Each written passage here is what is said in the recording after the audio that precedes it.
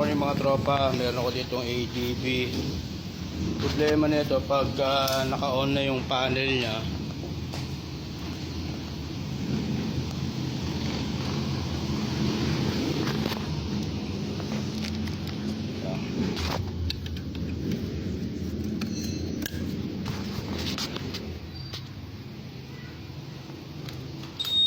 pag inonsa yung mga panel, nakailaw lahat ng pinaka-icon niya.